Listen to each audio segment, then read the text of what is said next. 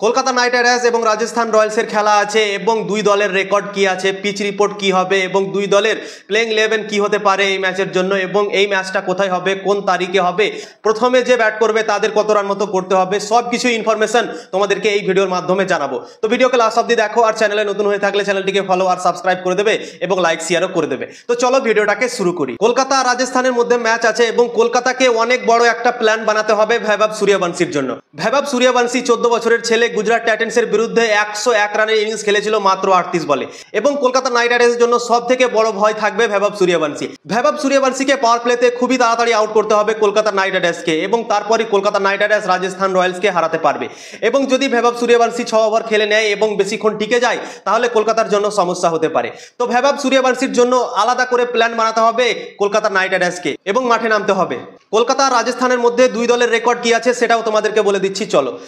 রাজস্থান আর কলকাতার মধ্যে আইপিএলে 31টা ম্যাচ খেলা হয়েছে এবং 31টার মধ্যে 15টা জিতেছে কলকাতা নাইট রাইডার্স এবং রাজস্থান রয়্যালস জিতেছে মাত্র 14টা ম্যাচ এবং কলকাতা মাত্র একটা ম্যাচ বেশি জিতে আছে রাজস্থান রয়্যালসের কাছ থেকে এবং দুটো ম্যাচ নো রেজাল্ট, মানে দুটো ম্যাচ খেলাই হয়নি। তো কলকাতা আর রাজস্থানের মধ্যে হাড্ডাহাড্ডি লড়াই থাকে এবং কোনো দল আমার মনে হয় এগিয়ে নেই। কলকাতা একটা ম্যাচ বেশি জিতে আছে, তো একটা ম্যাচে আমার মনে হয় কিছু হবে না। হাড্ডাহাড্ডি লড়াই এই দুজনের মধ্যে সব দিনই দেখতে পাওয়া যায় এবং দুটো দল একবারে বরাবরের দল।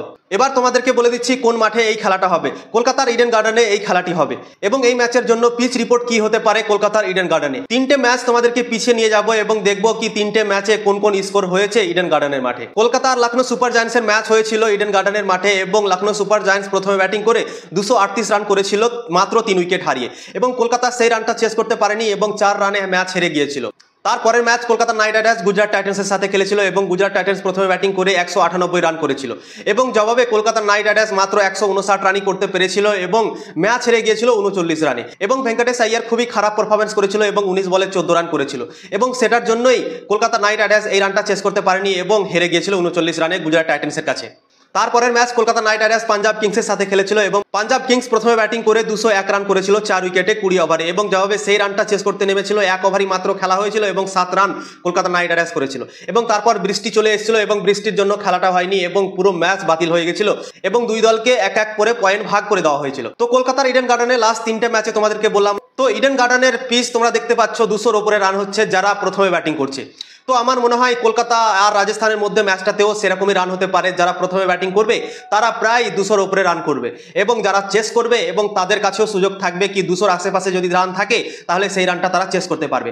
ধরো রাজস্থান রয়্যালস প্রথমে ব্যাটিং করলো এবং ধরো 200 রান করে নিল রাজস্থান রয়্যালস এবং সেই রানটা কলকাতা নাইট রাইডার্স চেস করতে পারে ইডেন গার্ডেনের মাঠে, কেননা ইডেন গার্ডেনের পিচ ফ্ল্যাট পিচ থাকে এবং চেস বল টার্গেট থাকে 200 রান মতো এবং যদি প্রথমে ব্যাটিং করে রাজস্থান রয়্যালস ধরো 220-30 রান করে নেয় তাহলে কিন্তু কলকাতার জন্য সমস্যা হবে সেই রানটা চেস করা।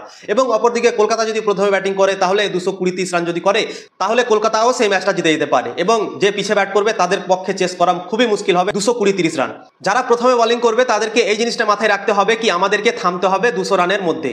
200 রানের নিচে যদি থেমে নিতে পারে প্রথমে যারা বোলিং করছে তাদের জন্য চেস করা কিন্তু সহজ হবে ইডেন গার্ডেনের মাঠে এবং 200-র উপরে যদি চলে যায় ধরো 220-30 রান যদি হয়ে যায় তাহলে যারা চেস করবে তাদের জন্য খুবই কঠিন হয়ে যাবে সেই রানটা চেস করা। কলকাতা যদি প্রথমে বোলিং করে তাহলে কলকাতাকে এই জিনিসটা ধ্যান রাখতে হবে কি 190 বা 200 রানের উপরে যেন না যায় স্কোর ইডেন গার্ডেনের মাঠে।